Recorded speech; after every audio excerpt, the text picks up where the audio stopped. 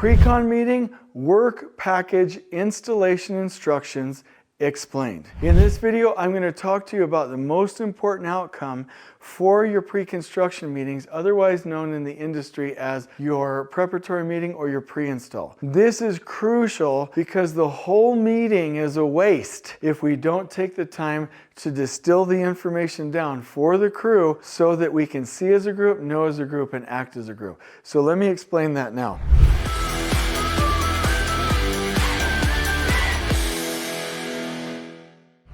When we go do our work and we're preparing a trade partner, we follow this step. We first have the purchasing process, then we execute a contract, then we have what's called the pre-mobilization meeting. That's where we say, this is what we want. Then it might be a considerable amount of time before we actually do the pre-construction meeting.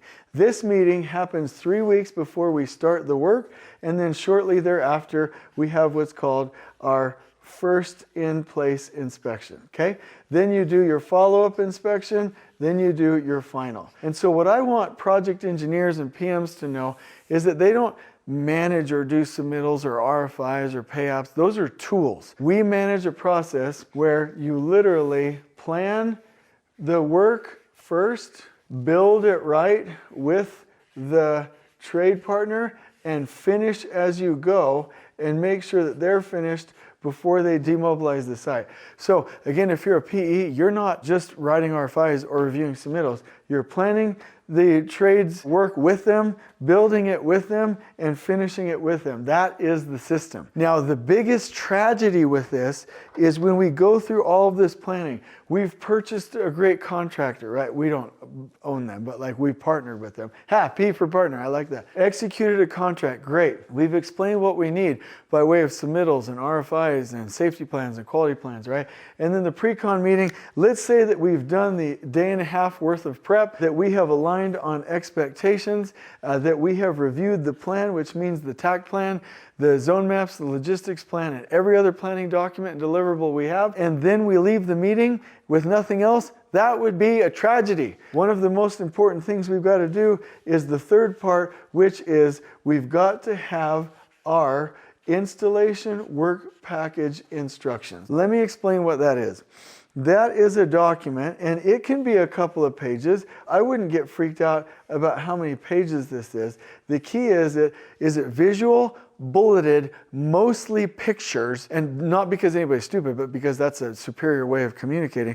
And it distill down the expectations. So what I want to show you is from the purchasing phase, are there things that the crew needs to know? If so, they go here. From the contract, maybe it's inclusions that the contractor doesn't typically know about. Do they need to be added over here? For the pre-mobilization meeting, maybe there was a discussion and something was agreed to that the crew needs to know about. Guess what? That goes over here. I'm going to say that a couple times, by the way.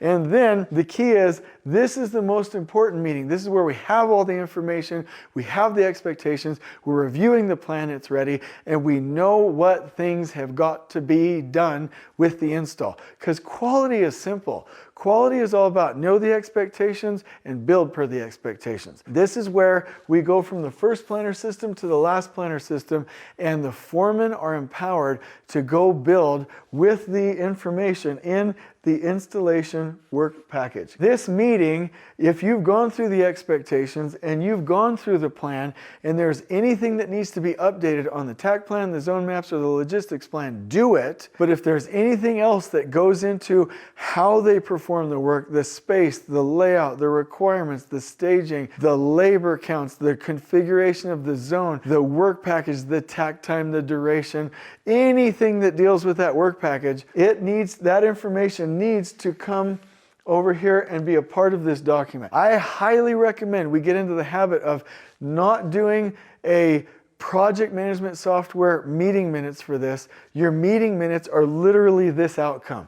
You leave this meeting when this crew is so clear on the expectations that you can hit print and you're done. That is what success looks like. If this is done and ready to go, then guess what? When the crew starts, they've got it ready.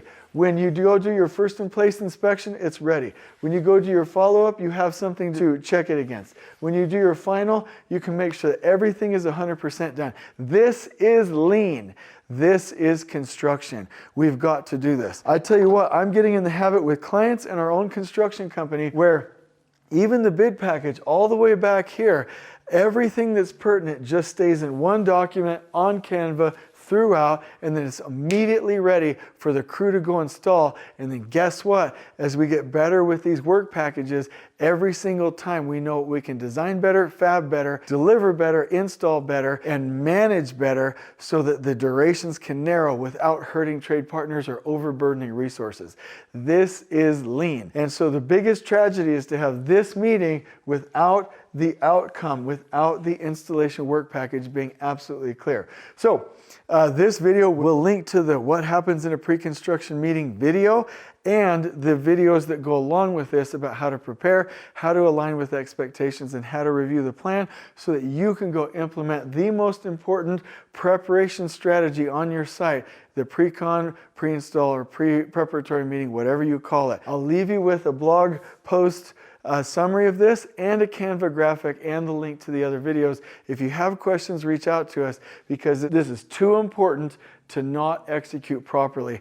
I hope you've enjoyed this video. On we go.